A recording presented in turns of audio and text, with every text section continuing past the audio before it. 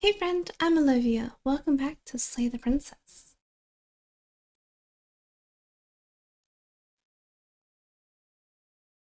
Whatever horrors you may find in these dark spaces, have heart and see them through. There are no premature endings. There are no wrong decisions. There are only fresh perspectives and new beginnings. This is a love story.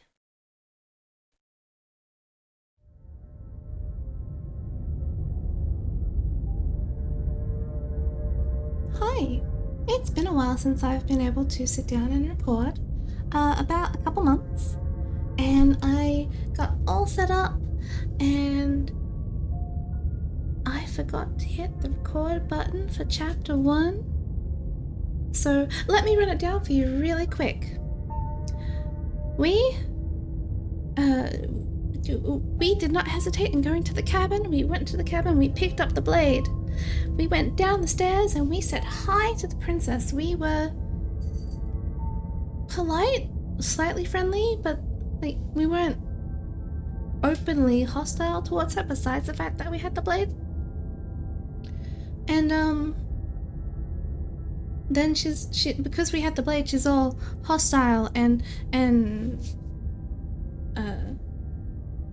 harsh, I think the word is used.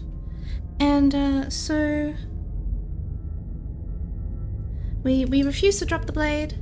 We just wanted to chat with her, but she doesn't want to chat with us because we won't drop the blade. So we attempt to slay the princess, and she crushes our throat, and we die. And here we are. This is the next part. Yay. I couldn't figure out how to rewind the game. I should have saved my game, but I didn't. Anyway, moving on. Let's go. She's gonna kill me again. Let's just proceed to the cabin. A warning before you go any further. She will lie, she will cheat, and she will do everything in her power to stop you from slaying her. Don't believe a word she says.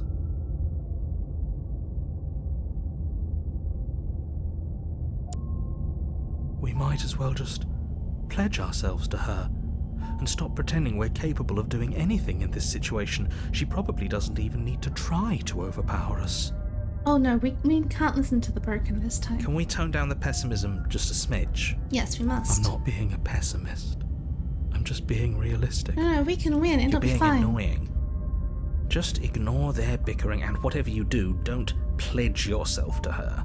I cannot stress enough how absolutely catastrophic that would be for everyone, yourself included. I agree. If she's wrongfully imprisoned, then we should rescue her, but if he's telling the truth, we shouldn't just hand her the world on a silver platter. Rescue her? Given the stakes of the situation, there isn't really a difference between rescuing her and pledging yourself to her. Either would be terrible. So please try to ignore both of those knuckleheads and focus on saving the world. Let's not make this harder than it has to be. Oh, it's gonna be plenty difficult anyway. Proceed to the cabin. If that's what you want, I guess I don't have... No, you don't get a say.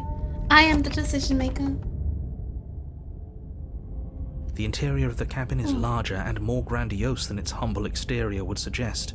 The only furniture of note is a massive marble altar with a pristine blade perched on its edge. The blade is your implement. You'll need it if you want to do this right. Yeah. Why do we feel so small? We don't feel small. We are small. We are not small. Everything else is just too big. You didn't say anything about the mirror. That's because there isn't a mirror. There's the altar, the blade sitting on the altar, and the door to the basement. There's nothing else in here. There's definitely a mirror. There isn't. Let's go investigate the mirror. Who cares if there's a mirror? We're all going to die anyway. And I'm sure that if we looked in there, we'd just see something sad and miserable looking back at us. We don't need any reminders of what we are. It would only make things worse. That's horrible. Don't like the voice of the falcon. For the last time, you're not going to die unless you let it happen. And luckily for you, there isn't a mirror. so no one needs to worry about confronting a grisly visage any time in the near future. Did the narrator just call us grisly? Though, for what it's worth, if there were a mirror, I'm sure that you wouldn't find anything sad or miserable in it looking back at you. You probably look perfectly normal. Probably. Do you not know? Probably. Do you not know what we look like? He knows. He just doesn't have the heart to tell us.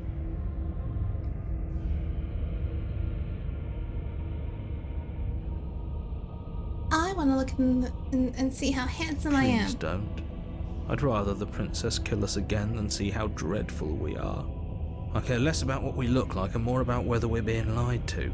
If he's willing to lie about something as innocuous as a mirror, what else is he hiding from us? I'm not lying to you. Use your eyes. There is no mirror. Why would I lie about something so meaningless? Approach the mirror. Walk up to the wall next to the basement door. It's a wall. There isn't much to see here. This really isn't funny. Wipe the mirror clean. You reach forward and rub your hand against the cabin wall. I hope you know how ridiculous you look right now. We should count ourselves lucky.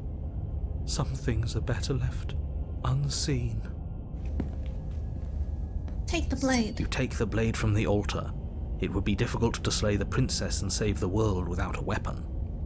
We are going to fight and win? That's the plan. Because we've been in this big building before. The door to the basement creaks open, revealing a spiral staircase. Its steps almost as deep as you are tall. The smell of incense drifts up from below. For a moment, you almost feel at ease. This is actually kind of nice. It's still a stone basement. If the princess lives here, slaying her is probably doing her a favor. I don't know if it's this big and grand. Her booming voice rolls up the stairs. Is that a guest I hear? Don't linger on the stairs. Come down and witness me. You weren't kidding when you said it was booming. She wasn't like this last time. We need to get down there. She wants us to see her. We need to see her. Oh, shush. Should we be worried about your sudden change in attitude? Just a few minutes ago you were going on about how pointless everything was. Now you want to go down there. It doesn't matter what that little voice says. He's not the one making the decisions. Though if his ramblings get you to the princess, they get you to the princess. Well, we can't refuse to go down the stairs, so I guess down we go. Making your way down the spiral staircase is a time-consuming and exhausting effort, every step requiring you to clamber over one edge before dropping to the next. But soon the end comes into view, and you tumble to the bottom, entering the vast, temple-like room beyond. The princess towers over you, almost glowing in the weak starlight, her figure framed by a stained glass window. Her long hair billows around her, and a chain binds her wrist to the far wall. The chain is nothing to her. It might as well be a toy for all the good it would do. I told you it was pointless to resist her. All the more reason to try. The little bird has returned to me. I wonder what he wants. You've brought that knife again, even though you know it's useless. Such charming audacity. Drop it. I will not. As if on command, the blade slips from your grasp. It clatters uselessly to the floor. But that's not But what we I... didn't drop it. We decided to grip it tighter, remember? Are you really just going to let that happen to us? I have a duty to report facts as facts, and the fact is that you dropped the blade. Of course we dropped it. She's so much more than us. You wouldn't understand what it feels like to be in her presence. This is not the path I want to go down. This is a different path to what I want to go down. Gosh darn it. I'll make it work. Oh, I understand what's going on, and you'd better snap yourself out of it. Kneel. No. Oh, are you still trying to defy me? I said kneel. Your legs buckle, and your knees hit the floor. That's my good little bird. Now, why don't we talk? The last time we met, you couldn't even scratch me. And yet here you are again, trying to succeed where you've already catastrophically failed. What draws you back here beyond the empty halls of death? Speak. The last time we met, nobody should have met her before this. You should be the first. You're the only one I trust to deal with her. Then you shouldn't have trusted us. There was nothing we could do to stop her then, and there's nothing we can do to stop her now. He's being melodramatic, but yeah, we've been here before and she absolutely destroyed us. What are we even supposed to do to stop her? That's worrying. Whatever you do, don't tell her why you're here. It's best not to give her any ideas. You're supposed to end the world. No. I am going to refuse to do what she says. Do you think holding shut your beak is enough to stop me from prying it open? Do you think your skull can save your thoughts from being seen? You're less broken than I thought. Perhaps you need another lesson in submitting to your betters. Pick up that needle. Do it. It's what she wants. I don't care what she No wants. objections here.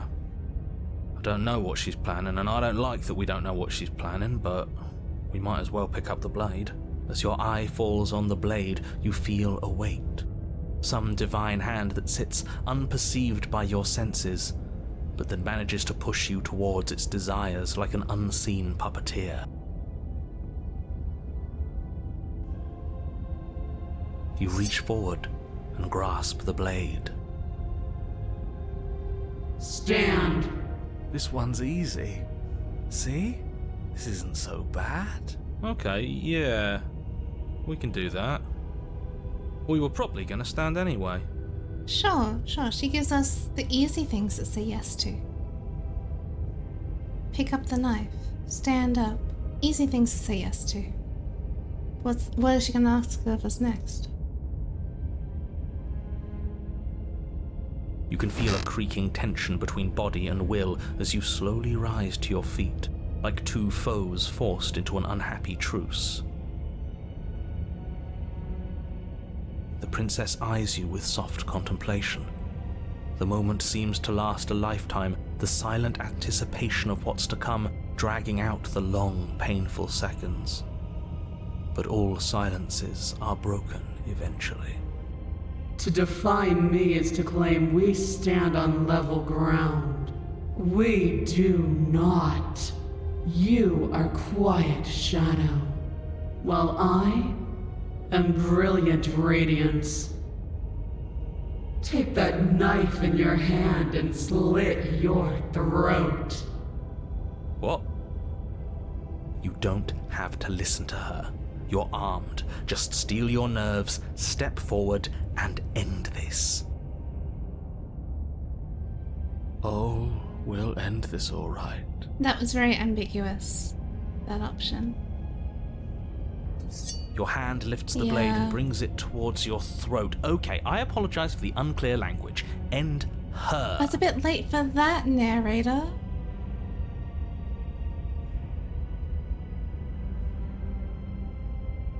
What's in my notes? Slay self No, is in you my can't notes. just slay yourself. You're perfectly healthy and capable, and all you have to do is ignore her and do what has to be done. The blade and the hand that wields it remain firmly locked in place until you change your mind and decide to do literally anything else. Look at you quaking against my will. An ant defying a god. It's pointless to resist. In the end, everything submits to oblivion. But you're not the one resisting me, are you? There's something else in there. Is that a person? No, it used to be a person. It's something different now. An echo. Is she talking about you? She is. She knows what the narrator is. That's impossible. She's not supposed to be able to interact with me. You're a small one, aren't you? A shriveling little worm stretched beyond its limits, trying to control things that it can't understand. No. What are you talking about? I don't care what you are. You're mine. Well, she kind of does care what he is then, because the narrator belongs to her now. You bring the blade to your neck. You slice through soft flesh, severing veins and arteries. Your blood flowing freely down your body. It's a painful lesson in obedience, but the pain won't last forever. No. When I see you again, you'll free me from my chains and deliver me to the destiny that lies beyond this place. I'll see her again. We will. I promise. I know you will. Everything goes dark, and you die. Ooh. You're on a path in the woods, and at the end of that path... Oh, let me guess, and at the end of the path is a cabin! Excuse me? Come on, man. We can see it right in front of us, and besides, we've been here like, 5 times already? 3. I think this is 3. Who cares? The woods are always the worst part anyway. Nothing ever happens in them. That's not true. I care. Every single time you've been here, it means an entire other reality has been damned to oblivion. One reality is already an incalculable loss. And there is a massive difference between 3 and 5. Feels like the numbers getting thrown around here are too big not to be abstract. Numbers like 5. Numbers like entire realities. At the end of the day, it's all just silly, isn't it? None of us can count to a whole reality, and he's asking us to think about the difference between 3 and 5. It's 2. The difference is 2. You're already starting to lose the thread. Just because you can't personally sum up the contents of an entire reality doesn't mean that the people inhabiting it don't contain moral value. If you have any sense of ethics left in there, if you have any moral compass, please, you have to stop her. Don't you get it? Might makes right, and she didn't even have to touch us last time to prove her power.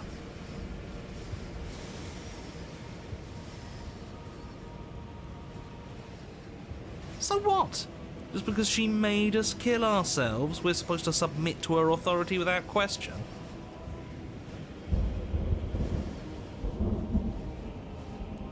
No. I'm not sure what options we'll have, though. I knew when to surrender to our better. You would have lost eventually anyway, and it would only have made her angry. It would only have made things worse for all of us. She is not our better.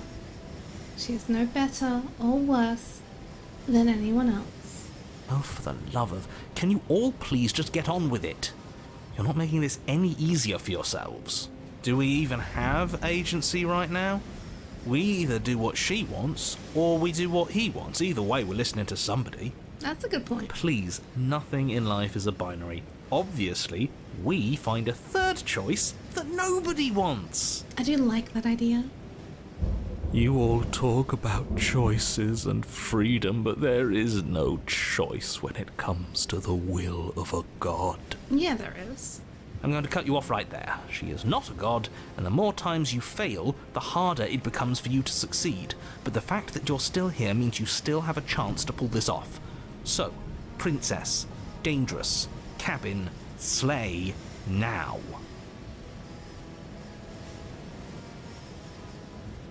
Okay, now, hold on. I have so many questions. I'm not going to the cabin until I have answers. What am I? We could run away. And right now you have neither the time nor the mental acuity to handle a single response. It's now or never. I have considerable mental acuity, thank you. As you finish your inane question, the ground quakes beneath your feet. You feel an unyielding force pulling at you and your surroundings.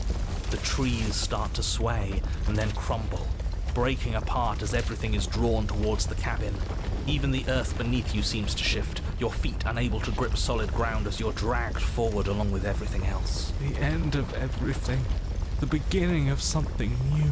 The moment we open that door, she will be free. Any, words of warning?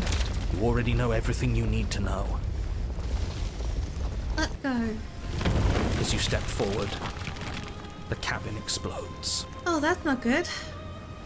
You're flung backwards, violently slammed into a tree as debris rains down around you.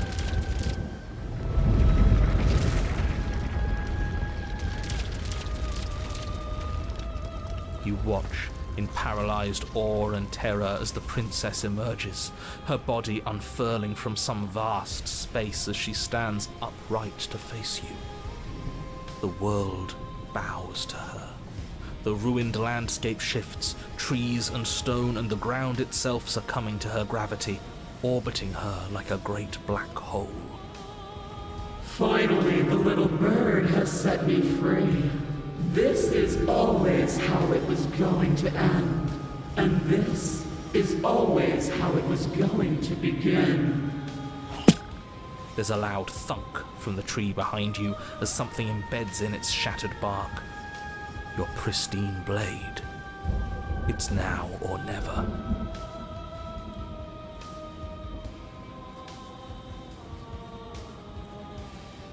Hey, funny one. Didn't you say something about a third option earlier? One that would make everyone unhappy?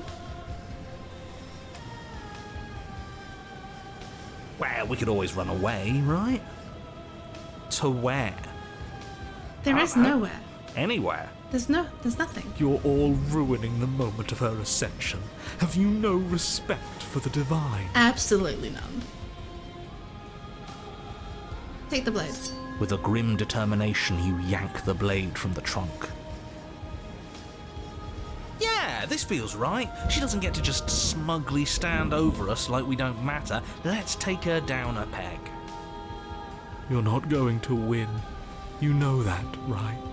What are you going to do with that tiny blade? Give her a scratch? Even if that's all we manage, I'd rather go down swinging. See how everything's floating around her? I bet we could make it if we just jumped really hard. That's a dumb idea. You gather yourself, closing your eyes and shutting out the towering vision of the princess. There is only her and you. That's all there ever was. It's time to face her. I guess we charge into oblivion. You launch yourself towards the princess. The pull of her gravity catches you, carrying you across the ground into the violent swirl of her orbit. Such defiance even now. Do it then, and that which is destined to end everything. Don't you see how hopeless this is? She fears nothing. That's right, she doesn't! So she has no idea what she's in for. But doesn't she need us? With a heavy thump, you land on her chest. It's now or never. We've come this far. Let's take it home. Oh, I guess this You is what strike, we're trying to do. but her skin is like steel. Though you stab at her again and again, the wounds are superficial, mere etchings in a sprawling surface. You see? It was always pointless. All this has done is bring us close to her. And how beautiful it is to be so close. It's not pointless, it can't be. We wouldn't be here if there wasn't some hope we could succeed. Is that all? The princess plucks you from her chest, pinching the scruff of your neck delicately between two fingers as she brings you to eye level. I forgive you your transgressions, but my destiny is inescapable. She thinks she's so much better than us. There has to be something else we can do. We're not going out like this. He offered us forgiveness. You would turn down such an incredible gift. You would turn away from her glory for something as petty as pride. She didn't offer us forgiveness. She stated that she forgave us our transgressions. There's a difference. She has already forgiven the transgression whether we accept it or not.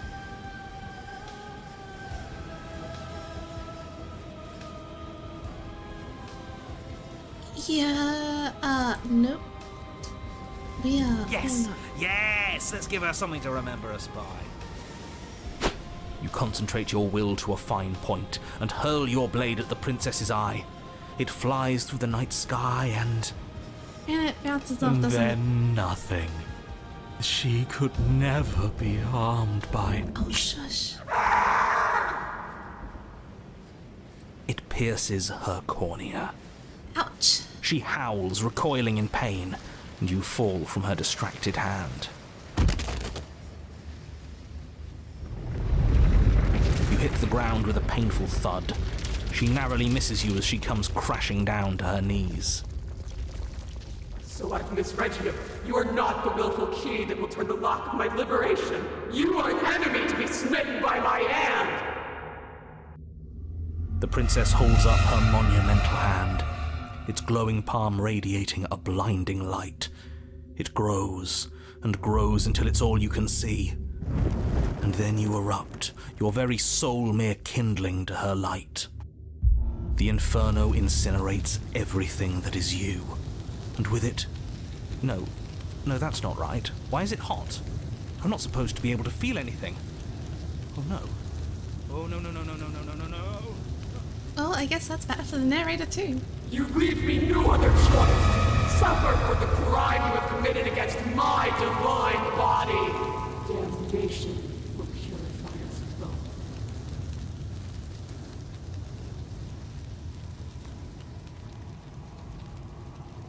There is nothing left to burn, yet you still persist amid a world unraveled. It's cold now, and I feel small. I thought I was everything. But I'm no better than you, am I? Correct.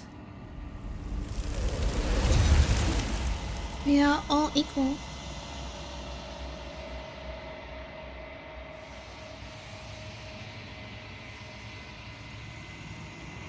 You do not get the chance to respond, nor will you ever. It's time to leave. Memory returns.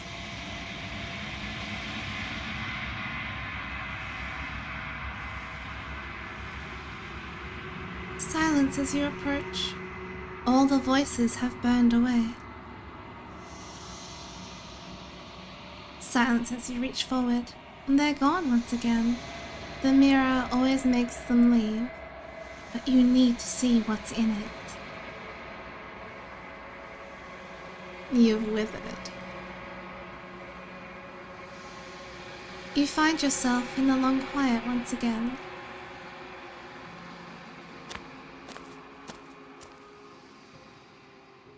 You are at the cabin. I am a growing chorus of contradiction, a mass of tides ebbing and flowing all at once in more directions than my attention can bear to hold. To look at any one is to shift them all into something new, and to look away is to reshape them yet again. All of me is changing, and yet the rest of me is still the same. You can't be a contradiction. Contradictions don't exist. How can you stand to be a contradiction?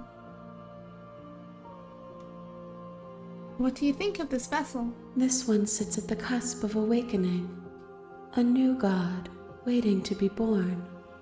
She will make for a terrifying and divine heart, Do not mourn her, for she has finally found her light.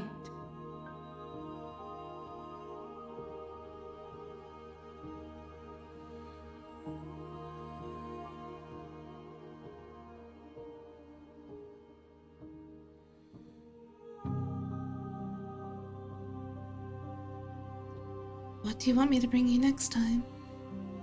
How many more vessels do I need to bring you? We will know when we near our destination. 2.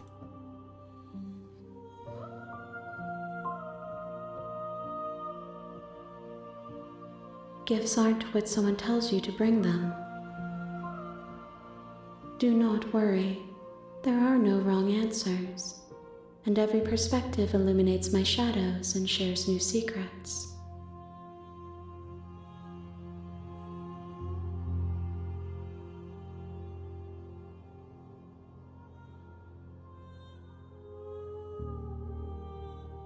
I'm ready to go back. I will be here when it is time for us to meet again. Everything goes dark, and you die. And I will leave it here this time. Once again, I am Olivia, and this is Slay the Princess. And until next time, have a safe journey. And next time, I will record the video properly.